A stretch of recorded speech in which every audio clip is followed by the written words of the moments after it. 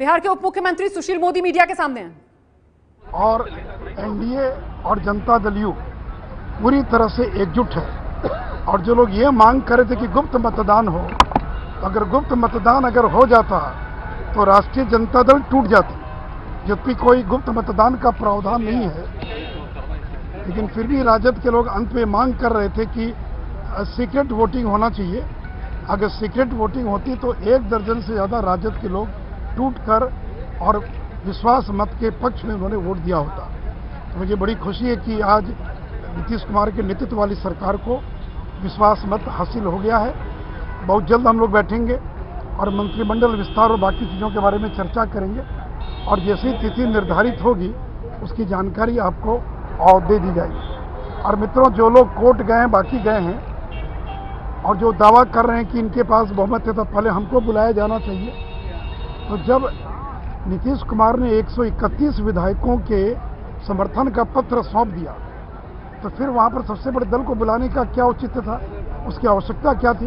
उनके पास अगर बहुमत था तो आज विधानसभा में वो सिद्ध कर देते कि हमारे पास बहुमत है। लेकिन सभी लोग जानते हैं कि राजद कांग्रेस मिलकर 110 का भी आंकड़ा पार नहीं कर सकता है और आज 108 लोग उनके पक्ष में आज वहाँ दिखाई पड़े। तो स्पष्ट हो गया कि इस गठबंधन को, जो नया गठबंधन बना है, उसको पूर्ण बहुमत है। और मैंने पहले भी कहा था कि यह एक बेमेल गठबंधन था जिसकी स्वाभाविक मौत हो गई। ये जो राजद जदयू का जो गठबंधन था, ये एक बेमेल गठबंधन था जिसकी स्वाभाविक मौत हो गई। Unnatural alliance died naturally. और इसलिए हम लोग पहले दिन से कह रहे थे कि 5 साल ये गठबंधन अपना कार्यकाल पूरा नहीं करेगा और 20 महीनों के भीतर ये गठबंधन टूट गया। और जो बार बार नीतीश कुमार कह रहे थे कि जो आरोप लगे उसके बारे में आप आकर सफाई दीजिए, लेकिन सफाई देने की वो स्थिति में नहीं थे क्योंकि उनके पास कोई सफाई नहीं है। और आज भी विधानसभा के पूरे भाषण में उन्होंने भ्रष्टाचार पर एक शब्द नहीं कहा। अपनी 1000 करोड़ से ज़्यादा की बेनामी संपत्ति के बारे में उन्होंने एक शब्द नहीं कहा।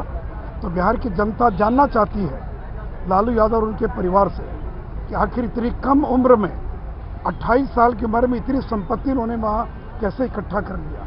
इसलिए मित्रों, मुझे खुशी है कि नीतीश कुमार ने समय पर कदम उठाया और भ्रष्टाचार से समझौता करने से इनकार कर दिया। उन्होंने लालू के सामने घुटना नहीं टेका।